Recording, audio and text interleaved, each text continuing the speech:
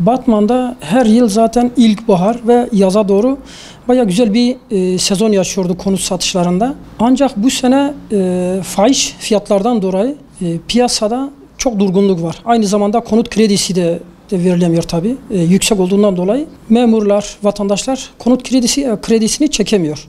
Çekemediğinden dolayı bir de fahiş fiyatlardan dolayı konut satışları şu anda %85 durmuş diyebiliriz. Daire fiyatları şu anda Batman'da eski daireler diyelim, yani 20-25 yıllık daireler 2,5-3 arası değişiyor. Ama sıfır daireler maalesef Gültepe, Tilmerç, Körük bölgesinde en düşüğü, en kötüsünü 5 milyondan başlıyor. 20 milyon, 17 milyon, 18 milyon, 14 milyon değişiyor. Yani bayağı fiyatlar yükseldi. O yükselişinden dolayı da zaten vatandaşın hiç alım gücü yok.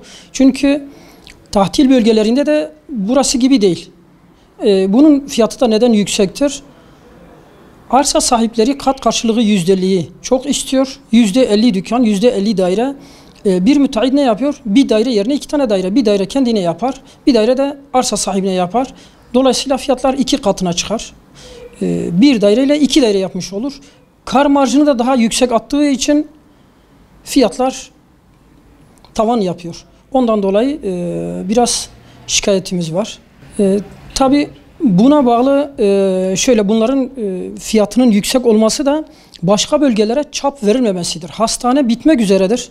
Oraya çap verilemiyor. Hastane bitecek, orada ne bir eczane, ne bir kiralık daire, ne satılık daire bulunamayacak. Artı Hilal Mahallesi. O bölgelere çap ve ruhsat verilmesi gerekiyor. Verilmediği müddetçe hep böyle sıkıntılar yaşayacağız. Ev kiralarında Batman'da şu anda 1000'den fazla kiralık daire var. Kiralıklar hemen hemen sabit durdu. Yükselten de en fazla %15, %20 yükselmiş durumdadır. Çünkü kiralar çok fahiş yükseldi ve şu anda daire bolluğundan dolayı kiralar yükselmedi. Çoğular da böyle kalıyor. Atamalar olduğuna rağmen ve atamalar bitti. Tayinler de bitti. Buna rağmen de kiralar, bayağı bir kiralık daire var. Ancak esnaflar çok şikayetçi.